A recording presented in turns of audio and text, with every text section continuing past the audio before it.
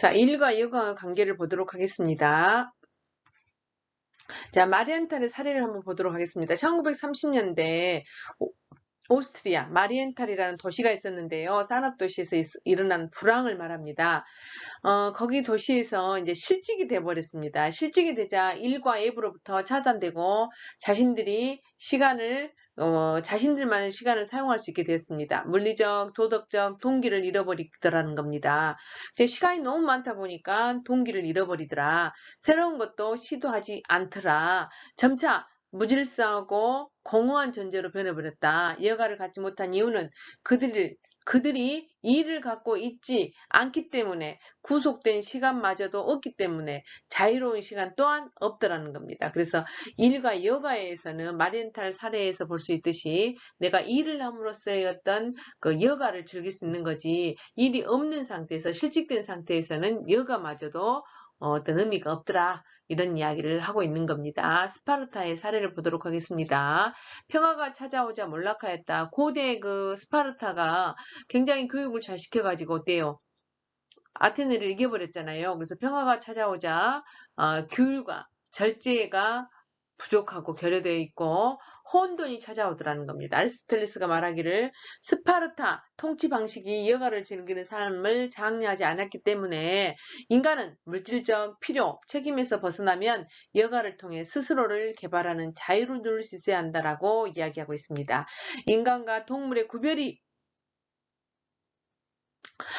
여가를 위한 구별을 통해 스스로 유익한 학습활동에 참여하는 것이라고 말합니다. 그래서 여가라는 것은 일에 대한 욕구와 필요성에서 자유로운 상태를 말합니다. 내가 일을 너무 열심히 하고 있기 때문에 여가도 필요하다, 그런 의미입니다.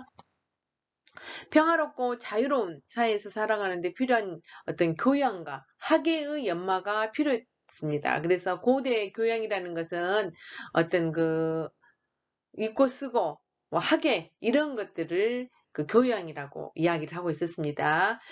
교양이라는 것은 결국 여가 활동을 통해서만 배울 수 있는 것이다 라고 설명하고 있습니다. 여가의 의미를 보도록 하겠습니다. 여가의 어원적 의미를 보면 영어에서는 레저란 말을 많이 하죠. 허락하다, 자유로워지다 라는 의미로 라틴어 리케레에서 나왔다고 합니다. 이제 속박과 억압으로부터의 탈피, 일, 노동의 반대편에서 여유로움, 또 한가로움 뜻이 로 이제 전달이 되었지요. 그래서 일하지 않는 그 자유스러운 시간, 일이 있기 때문에 일하지 않는 시간도 필요하다는 겁니다. 그리스에서는 여가를 스콜레라고 쓰고 있습니다. 뜻은 자유시간, 마음의 자유, 즐거움, 그 자체, 자기완성, 스콜레가 스쿨의 어원이 되었습니다. 그래서 자기완성을 하기 위해서 학교를 다니는 것입니다. 학교의 어원은 학문이나 공부를 기본적으로 자유로운 시간이 주어져야 하고 외적인 압박이나 요구사항이 없어야 하는 것이다. 내가 막 돈을 벌면서 학교를 다니면 힘들잖아요. 좀 거기에서 속박에서 좀 벗어나야 된다. 아리스토텔레스의 여가의 의미를 한번 살펴보도록 하겠습니다. 아리스토텔레스 그러면은 어떤 그 학자가 말하는데 지구상에 가장 존재한 사람들 중에서 가장 유식한 지식인이었다라고 이야기를 하고 있습니다. 자, 전쟁의 목적이 평화에 있는 것처럼 일의 목적은 여가에 있다라고 아리스토텔레스가 이야기를 했습니다. 노동과 여가는 둘 다 필요하지만 여가가 노동보다 더 바람직하다. 여가는 즐거움과 행복과 복된 삶 자체에 내포되어 있는 것이다 라고 이야기를 하고 있습니다. 일은 열심히 해야 하는 이유는 여가를 갖기 위해서라고 말할 수 있는 것입니다. 그러니까 그 시대 고대의 아리스토텔레스, 지금 역사상 가장 지식인이었다고 말하는 아리스토텔레스가 책을 많이 썼더라고요. 그것이 유럽으로 전파된 것이 아니라 그 여기 동쪽으로, 그러니까 어디죠? 그 서남아시아 쪽으로 이게 전파가 됐더라고요. 그래서 이 사람을 더 그쪽에서 발전을 시켰다는 이야기가 있습니다. 자, 어원, 동양의 여가를 한번 보도록 하겠습니다. 여가라는 것은 남을 여자, 넉넉할 여자의 틈 가짜지요. 한가하게 보낼 수 있는 여유롭고 느긋하게 지내는 일, 한가롭게 보낼 수 있는 시간, 이런 거를 어원이라고 말하죠. 책무를 수행하는 일과 대비되는 말로 그 개념이 여가라는 말을 사용하고 있습니다. 장자가 말하기를, 자, 지인이라는 것은 그 사람은 장자는 지인을 가장 이렇게 어떤 그 가장 선에 가장 높은 곳에 뒀는데 유유히 소유하며 어떤 자기도 하지 않는다. 최고 인격성을 지닌 사람을 지인이라고 말했습니다. 그래서 세상을 그대로 받아들일 줄 아는 텅 빈 마음, 이거를 장자는 추구하고 있는 겁니다.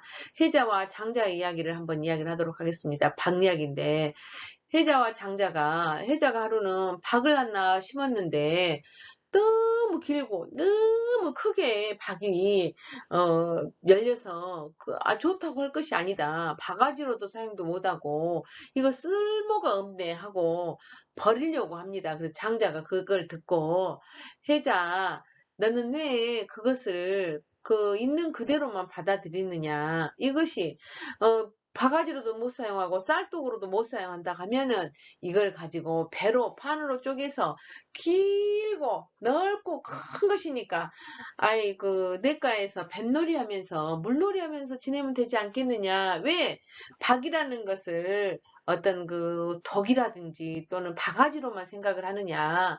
좀 넓게 생각해라. 이렇게 이야기를 하고 있습니다. 그래서 여기서 장자는 여가라는 것은 이렇게 즐기고 어떤 것을 또 이렇게 또 박이 바가지로만 사용했는데 아주 크고 넓고 길고 이런 것들을 만들어져 버렸어, 우연히. 그러면 이거를 여가를 사용하는 데 쓰지 왜 그러느냐라는 이야기가 전해온다고 합니다. 자, 여가의 필요성을 한번 보도록 하겠습니다. 방탕하거나 타락하지 않도록 하기 위해서 필요하다.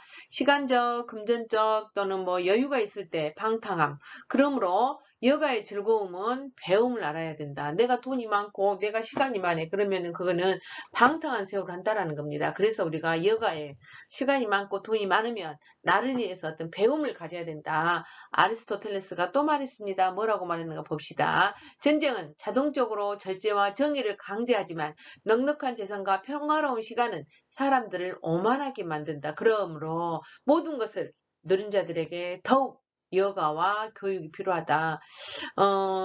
제 친구, 3살 아래에 있는 친구가 있는데, 예, 물론 학부모로 인해서 알았습니다. 우리 아들하고 또 엄청 친하고 그렇게 지냈는데, 그 사람은 갑자기 부자가 됐어요. 근데 갑자기 부자가 됐는데 어떻게 놀 줄을 모르더라고. 그래서 골프에 빠져갖고 놀더라고. 그래서 아유, 골프도 운동이니까 즐겁지 않겠냐. 네가 또 이렇게 뭐 모든 신체 조건이 좋으니까 잘하고 거기서 잘한다는 소리 들으니까 더 잘하지 않겠느냐.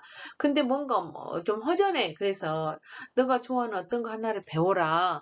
예, 그림에도 좋고 글씨에도 좋고 뭐 뭐든지 네가 나중에 60살이 됐을 때 그 전시해도 되고 이러니까 뭔가를 하나 좀 배워라.